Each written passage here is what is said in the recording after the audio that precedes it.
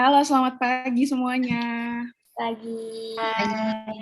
Perkenalkan kami dari kelompok 4. Saya Mujana Rahayu dengan dengan NIM 0101-521-0123. Dan bersama teman-teman saya di sini ada Ratu Wanda, ada Rahmania Fani, dan Erika Putri. Kali ini kita akan membahas dan diskusi soal Barat dan Timur, budaya Barat dan Timur dengan agama, Konfusianisme, Taoisme, pemikiran India, dan satu lagi apa guys? Buddha. Buddha. Oke. Lebih tepatnya sih kita Kremasi atau penguburan menurut ya. Lebih detailnya kita mau bahas pengremasian dan penguburan ya. Iya. Kalau aku dulu ya. Kalau menurut umat Hindu itu jasad manusia itu tuh kan terdiri dari 2 unsur menurut agama Hindu ya, yaitu badan halus atau roh atau atma dan badan kasar yaitu fisik. Fisik atau badan kasar terdiri dari 5 unsur yaitu Pancamata Buddha, yang dari kelima tersebut itu ada tanah, api, air, angin, dan ruang hampa.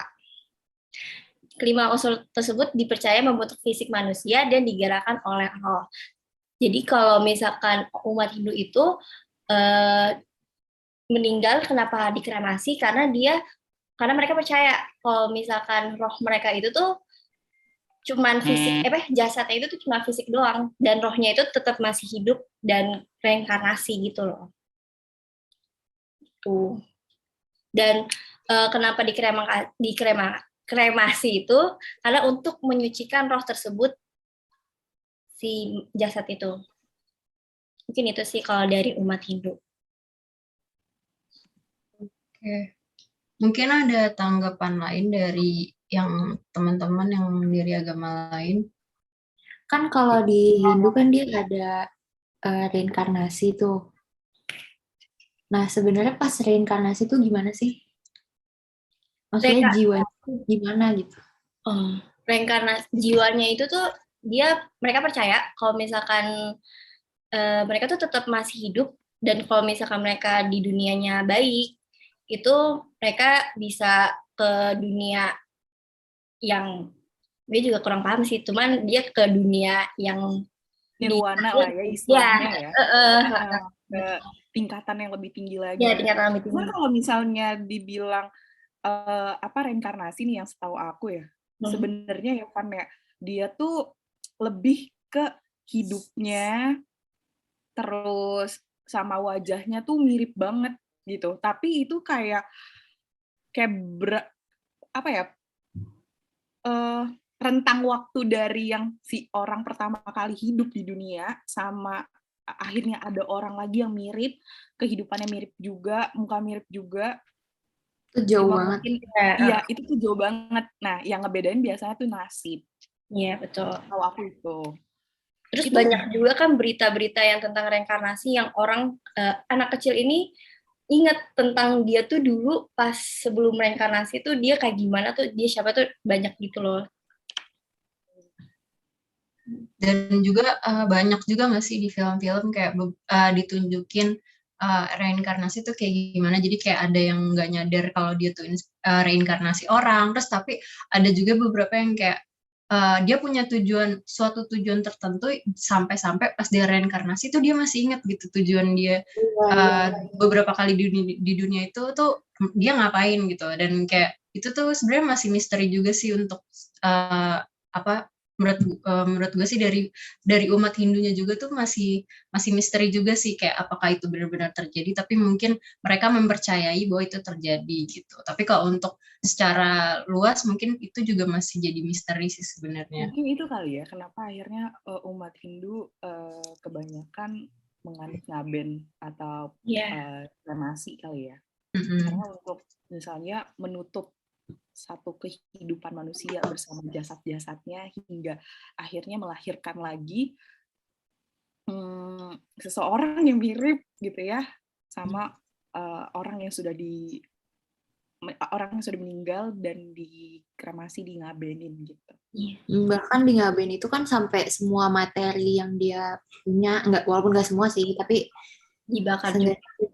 Ya, kayak bener-bener ini hidup yang ini, hidup yang ini selesai gitu. Makanya kalau misalkan orang Hindu itu dikremasi atau ngelakuin upacara ngaben, itu tuh keluarganya itu tuh nggak ada yang nangis, karena mereka keluarganya percaya ya mereka jasad tersebut bakal roh tersebut bakal ke tempat yang lebih bagus lagi gitu. Jadi mereka nggak nangis gitu. Ini ya, menarik. Kalau misalnya dari Taoisme ya, sebenarnya kalau Taoisme tuh antara kehidupan dan kematian tuh satu kesatuan. Sebenarnya mirip sama Islam sih, kayak dia istilahnya mempercayai bahwasannya setelah kehidupan itu pasti ada yang namanya kehidupan selanjutnya setelah kematian itu. Dan di Taoisme itu percaya gitu kalau misalnya itu adalah sebuah siklus. Jadi orang meninggal terus mati dan masih ada lagi gitu tahapan-tahapan selanjutnya gitu. Dan kematian itu menurut Taoisme itu tuh merupakan hubungan dasar gimana ya, sebuah proses untuk penyatuan lagi nih. Jadi kan tadi kan aku mention kalau misalnya di Taoisme itu kehidupan dan kematian itu satu kesatuan. Nah, kematian itu penyatuan kembali tuh antara rohnya sama badannya. Jadi makanya dikubur gitu. Walaupun dalam dimensi yang lain gitu ya. Jadi mungkin kalau mirip-mirip kali ya sama Islam, cuman mungkin ada kali ya. Kan kalau di Islam hari kebangkitan ya kan. Hari kebangkitan setelah sangkala ditiupkan, kiamat, itu kan ada hari kebangkitan. Nah, hari kebangkitan itu mungkin yang dianut juga sama Taoisme. Jadi mereka mempercayai bahwasannya kematian itu hanya sebuah proses yang akan nanti kita akan hidup lagi gitu, tapi di dimensi lain. Seperti itu. Makanya mereka menganut penguburan. Gitu.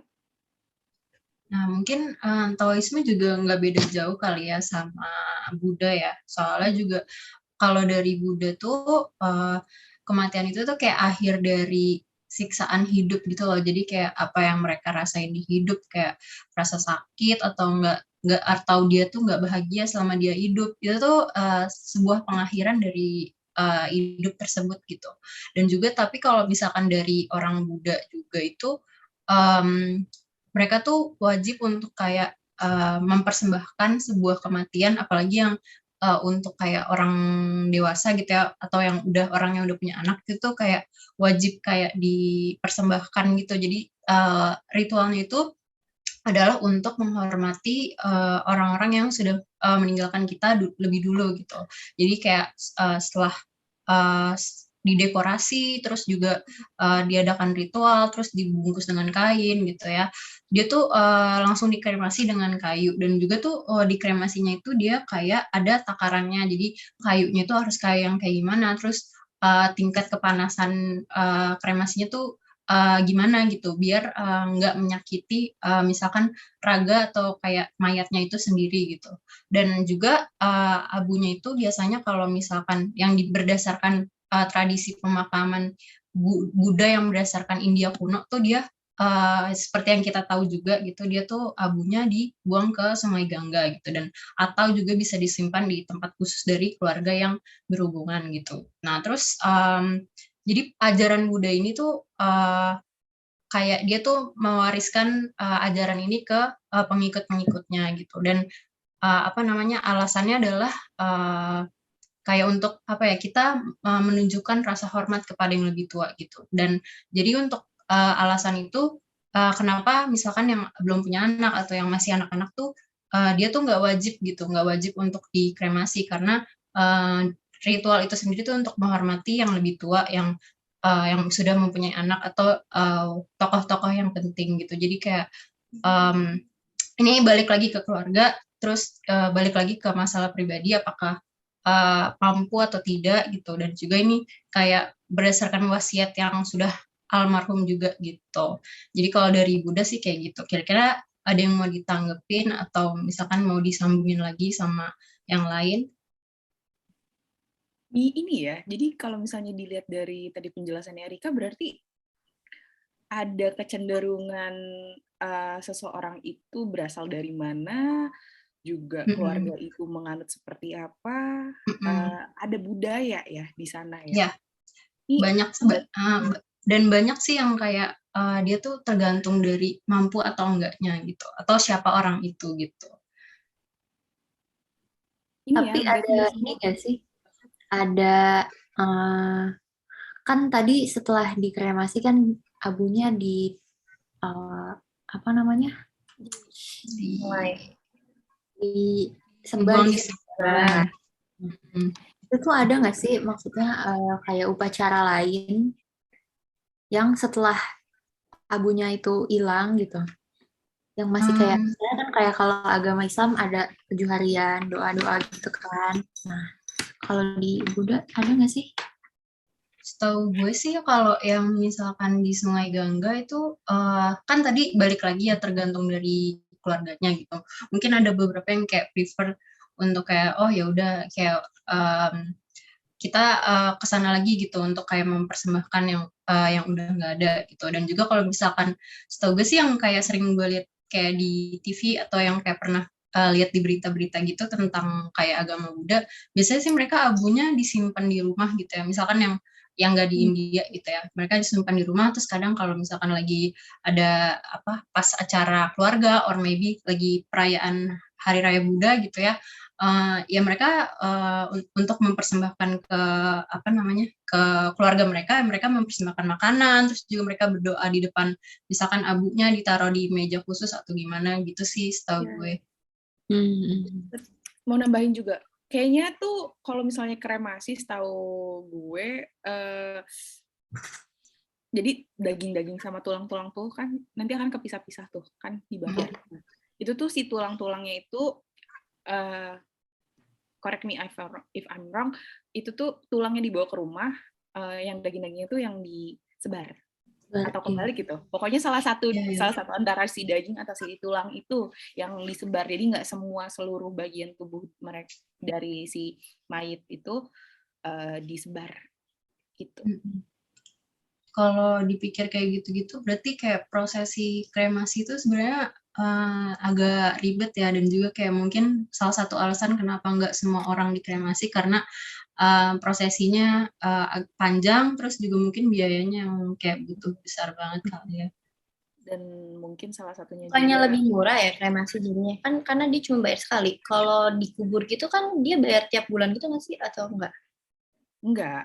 Kremasi lebih mahal untuk kayak kan kalau kubur, kalau setahu gue ya, kubur tuh dia punya kayak jadi pemerintah Pemda, setiap Pemda tuh punya ukuran sama kayak standarnya masing-masing gitu. Kalau pemakaman umum ya punya standarnya masing-masing. Nah, dan pemakaman umum itu biasanya ya udah sekali bayar si tukang galian itu, terus yang jasanya itu si tempat TPU-nya udah sekali bayar. Paling surat-surat juga ya. Nah, surat-surat kalau misalnya tadi kayak per bulan itu kayaknya lebih spend buat ngerawatnya aja gitu. Tapi kalau keluarganya sendiri mau ngerawat bisa gitu.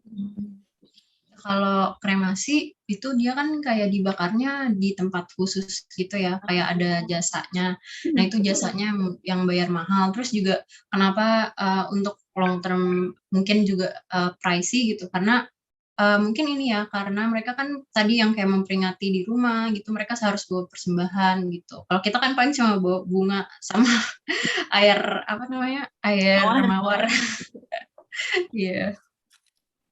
Berarti kalau misalnya dipikir-pikir tadi kenapa ada orang Buddha yang ada yang mempercaya, ada yang menganut akhirnya dikremasi, ada yang akhirnya hanya dikubur aja gitu ya. Itu berhubungan nggak sih guys sama kayak budaya Barat dan Timur? Menurut kalian gimana? Menurut gue sih berhubungan ya. Misalkan beberapa budaya kayak Barat dan Timur kan ada yang menganut kayak lebih ke materialistis lah, ada yang lebih ke spiritual gitu. Jadi kayak tergantung orang itu mengartikan kematian itu seperti apa sih gitu. Oh iya, kita belum bahas ini loh, Konfusianisme. Oh ya, boleh tuh dibahas juga. Iya, jadi kalau dari yang gue baca, kalau dari ajaran Konfusianisme, kematian itu lebih artinya ada pemisahan antara roh sama tubuh. Jadi kalau misalnya seseorang itu selama hidupnya dia mematuhi peraturan agama, terus ya dia berbuat baik, pastinya rohnya itu akan menjadi roh baik dan naik ke surga. Bahkan disebutnya itu rohnya akan menjadi dewa. Tapi kalau orang itu selama hidupnya banyak melanggar aturan agama, terus juga dia kurang baik, dia akan masuk ke neraka dan disebutnya sih rohnya ini akan menjadi hantu gitu atau roh jahat. Sebenarnya ini agak mirip sama Islam, cuman bedanya kalau Islam dia rohnya nggak jadi dewa ya. Kalau kita kan ya, hanya kepisah aja pemisahan roh dan tubuh, cuma ya antara masuk surga atau neraka gitu, nggak jadi perubahan wujud roh. Terus kalau dari proses ritual jasadnya, dia tuh ada namanya sendiri. Namanya itu Kongtek. Jadi dia perpaduan sama Buddha gitu. Jadi ritualnya ini tuh menurut pandangan Buddha, departemen jasa untuk orang mati. Jadi interiornya itu dipengaruhi oleh kepercayaan tradisional dan dia memiliki tradisi gitu. Jadi dia ada perpaduan antara konsep Tao dan konsep Buddhis. Berarti sama kayak yang tadi gue sama Ana sama Ratu bilang juga ya, kayak tergantung sama apa budaya, terus tergantung sama tradisi keluarga. Dan biasanya dia lebih ke menghormati orang yang udah mati, terutama anak-anak kepada orang tuanya gitu. Jadi penghormatan ini tuh ada sebutannya, tapi gue nggak tahu gimana cara bacanya, apa ya, Hasiao tulisannya. Intinya orang-orang itu harus menghormati orang yang lebih tua atau orang yang terkasih yang sudah mati gitu. Gitu. Berarti Penghormatannya pun beda-beda, jadi tergantung keluarga dia tuh menganut tradisi apa gitu. Tapi Konfusianisme itu kan tadi kan katanya dia itu ya kalau misalnya dia baik di dunia akan naik jadi dewa gitu. Kalau misalnya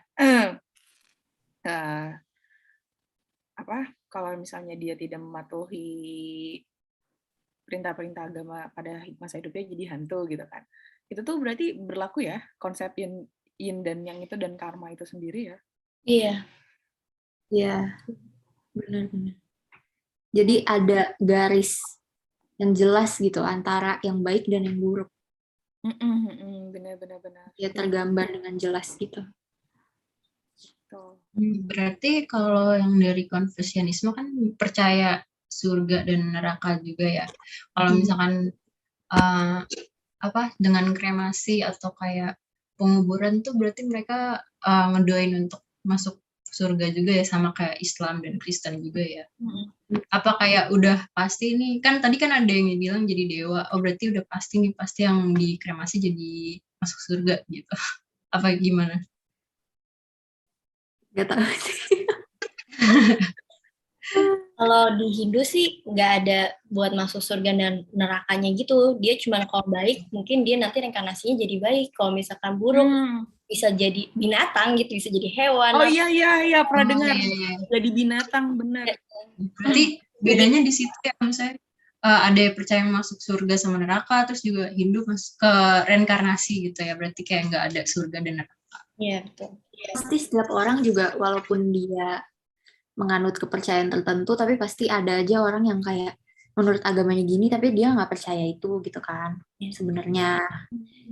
Iya, pasti tergantung. Sedengar gue tuh tetap Hindu tuh tetap ada yang namanya nirwana, tapi Oh ya. nggak ada opposite-nya gitu loh. Nah, mungkin yang nirwana itu kayak tempat dewa-dewa yang mereka sembah kali ya. Nah, itu dia mungkin ya. Kenapa misalnya akhirnya jadi dan kalau Iya. Dan kalau kayak di hidupnya tuh mereka jahat ya, ulang lagi gitu sampai infinity gitu kali ya. Iya, benar-benar. Sampai dia sampai dia dewa. Iya, benar-benar. Makanya kenapa akhirnya reinkarnasi lagi mungkin untuk memperbaiki kehidupannya sampai dia akhirnya mencapai titik tertinggi menjadi dewa termasuk nirwana. Oke deh. Wah. Banyak ya.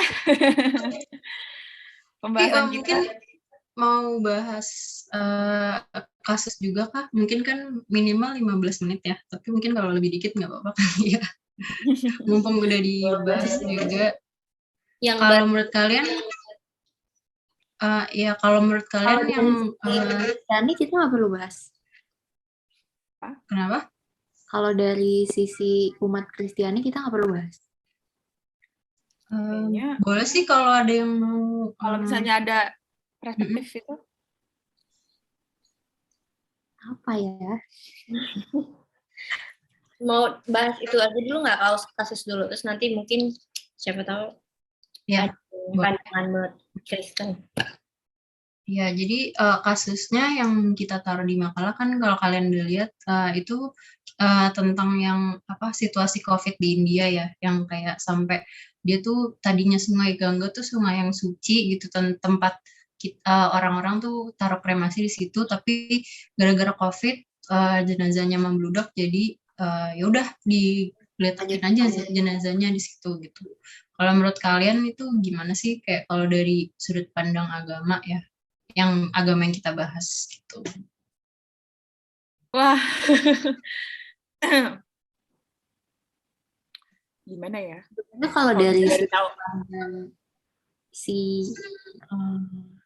sudut pandang agama Hindu sendiri, tadi kan emang nggak wajib kan untuk mengkremasi. Gitu. Jadi kalau nggak mikirin dari secara kesehatan atau kayak logisnya, ya itu sebenarnya nggak apa-apa gitu kan, nggak dikremasi. Tapi kan kita harus pikirin juga dari sisi medis segala macam, apalagi kalau mayatnya itu memang meninggal karena COVID kan, itu bahaya banget. Infinity penyebaran. Ya, secara agama kalau dari itu nggak salah kan? Iya sih, cuma kalau yang dari gue baca kan Sungai Gangga tuh kan suci ya, dan juga kayak beberapa orang di India tuh bahkan mandi di situ gitu biar kayak buat nyuci dosa mereka, terus kayak buat ritual-ritual mereka juga gitu. Cuma kayak menurut gue sih ya, mestinya gue yang buat topiknya, menurut gue sih itu kayak disayangkan aja ya, mungkin karena mereka urgent juga, terus mereka kan overpopulated juga ya, jadi kayak mau dilihat dari sisi agama sebenarnya sangat disayangkan, cuma mungkin karena lagi darurat juga, jadi ya nggak ada pilihan lain gitu. Sekarang ngelihat jenazah ngapung di Sungai Gangga tuh udah bukan hal yang gimana-gimana lagi gitu buat orang-orang di situ gitu. Karena pasti kan kalau secara agama semua keluarga mau keluarganya yang meninggal ya dihanyutkan di sungai paling suci gitu loh, ya kan? Makanya sampai mereka akhirnya ngelakuin itu gitu. Cuma berdampak negatifnya sih itu sih, kayak beberapa orang tuh kayak ada yang tinggal di sana mereka kayak ada yang komplain kalau bau jenazah gitu, bau mayat gitu. Dan juga kan ada yang orang tuh semua sumber dayanya dari Sungai Gangga, airnya lah, tumbuhan di sekitar sana gitu. Jadi kayak mungkin agak disayangkan juga sih tentang Jadi sebenarnya sanitasinya. dampak negatifnya lebih ke lingkungan, kesehatan ya, bukan dari secara agama sih. Kalau kasus ini. Iya, setuju sih. Oke. Setuju. Mungkin kalau mau dibahas lagi yang satu lagi yang dari Kristiani, sudut pandang Kristianinya. Kalau sudut pandang Kristiani apa Wan? Enggak, kamu apa Wan? Nggak apa-apa, duluan aja. Semangat banget ya kita nih ya. Wah, hebat. 100. Enggak sih, kalau misalnya Kristiani itu sebenarnya ada beberapa, mungkin sama ya, ada beberapa ajaran juga yang istilahnya yang benar dan maksudnya mempercayai bahwasannya yang benar tuh dikubur gitu. Yang terus ada beberapa juga yang kayak ya udahlah dikremasi aja, dibakar gitu kan, untuk biar entah mungkin wasiat atau apa segala macam dari itu tadi, balik lagi ke itu tadi budaya Barat dan Timur itu sendiri. Tapi kebanyakan Kristiani di Indonesia dikubur deh, dan hanya beberapa kalangan yang memilih kremasi. Kalau menurut Wanda gimana, Wan? Cuman kalau di umat Kristianinya ini memang sebenarnya di dalam Alkitabnya itu nggak ada larangan buat nggak boleh dikremasi gitu. Jadi kayak nggak ada larangannya di Alkitabnya. Jadi terserah balik lagi ke keluarganya, karena umat Kristiani itu percaya mau diapain dia mau jenazahnya diapain tuh nggak bakal ngaruh. Iya. Nggak bakal mempengaruhi mereka kalau misalkan dulu di dunianya baik. Iya, benar. Gue rasa cukup kali ya, kita udah banyak banget ngebahas sampai studi kasus juga soal Sungai Gangga. Terima kasih teman-teman atas partisipasi dan semangat antusiasnya. Semoga ini menambah pengetahuan kita tentang sejarah-sejarah di dunia dan menambah iman masing-masing. Dah guys, end.